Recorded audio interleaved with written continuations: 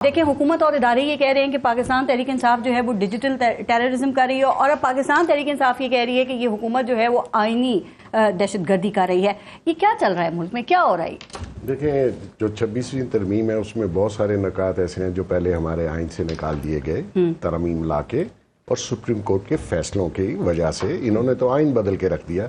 انہوں نے ججوں نے جیل کا مینول بدل دیا جو کہ 1935 سے چلا آ رہا ہے۔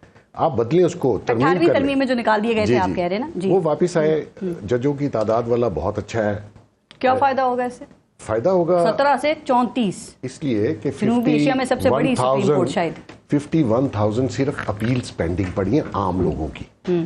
بہت ظلم ہے، جیلیں بھری پڑی ہیں۔ بھارت کی آبادی 1.5 ارب ہے، وہاں پہ 33 ججز ہیں، امریکہ میں 9 ججز ہیں، ہمارے یہاں 34، دیکھیں ہمارے 24 کروڑ پہ۔ بھائی یہ ضروری ہے کہ لیفٹ اوور جو کیسز ہیں سالہ سال باری نہیں آتی، اور اس میں ایک جج بیمار ہو جائے تو وہ کیس پینڈنگ میں چلا جاتا ہے، پھر خدا جانے کب اس کی باری آئے گی۔ آپ دیکھیے حال کیا ہے۔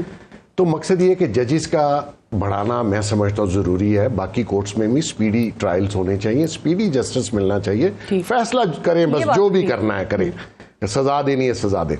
اب دوسری بات آ گئی کہ آرمی چیف کو 5 سال۔ دیکھیں کس طریقے سے باجوہ صاحب کی ایکسٹینشن ہوئی۔ باجوہ صاحب خود وہاں بھاگے بھاگے جا رہے تھے، 3 بار گئے، 4 بار نوٹیفیکیشن غلط پرنٹ ہو گیا، آپ کو یاد ہے؟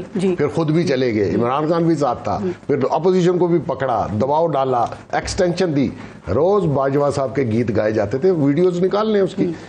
پھر فیض حمید، باقیوں نے بھی ووٹ دیے تھے لیٹ کے، وہ بھی یاد رکھنا چاہیے۔ اب آپ دیکھیے کہ پوری گورنمنٹ فیض حمید چلا رہا تھا، جو عمران اس کو سزا، اس کو اندر، اس پہ ہیرون، اس کے جج پکڑ لو، اس کی چیزیں کر لو۔ اس کو ہٹانے میں آپ کو یاد ہوگا کیا کرائسس پیدا ہوا تھا کہ نہیں اس کو نکال سکتے۔ تو مقصد یہ ہے کہ بات تو وہ کرے اسٹیبلشمنٹ یا فوج کے خلاف جس نے اس سے بینیفٹ نہ لیا ہو۔ آپ تو ان کے کندھوں پہ چڑھ کے آئے، ہم سے زیادہ کوئی جانتا ہے اس ملک میں کہ آپ کیسے آئے۔ RTS میں نے بند کیا تھا، آپ کیسے پاور میں آئے، آپ کو یہ ووٹ حکومت کیسے ملی تھی، نون لیگ کو کیسے نکالا تھا، سب ان کو پتا ہے۔ مقصد یہ ہے کہ آپ کو اس ملک میں پولیٹیکل سٹیبلٹی چاہیے، جو یہ طریقے انصاف انٹرنیشنل سازش سے نہیں ہونے دے گی۔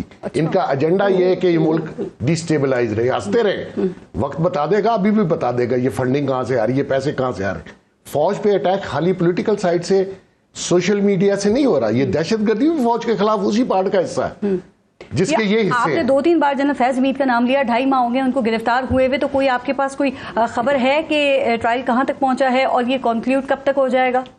200 وٹنسز ہیں سول اینڈ ملٹری، اور ٹرائل آلموسٹ کنکلوڈ ہو چکا ہوا ہے۔ تھوڑے دن صبر کر جائیں، اس کی اناؤنسمنٹ بھی آ جائے گی، اور ساتھ ساتھ خان صاحب کا بھی فیوچر سامنے آ جائے گا۔ وہ لنکس خان صاحب سے مل رہے ہیں؟ آف کورس، مجھ سے ملیں گے، آپ سے ملیں گے، جنرل صاحب سے ملیں گے۔ نہیں تو اگر یہ ثابت ہو جاتا ہے تو کیا عمران خان کا کورٹ مارشل ہو سکتا ہے؟ کورٹ مارشل تو نہیں ہو سکتا، ٹرائل وہاں ان کا ضرور ہوگا، فوجی ٹرائل۔ ہاں آف کورس، یہ سازش تھی فوج کو ڈیوائیڈ کرنے میں، فوج کے خلاف پوری قوم کو اکسانے میں، ججز کے اندر جو پینیٹریشن تھی وہ، یہ ساری چیزیں۔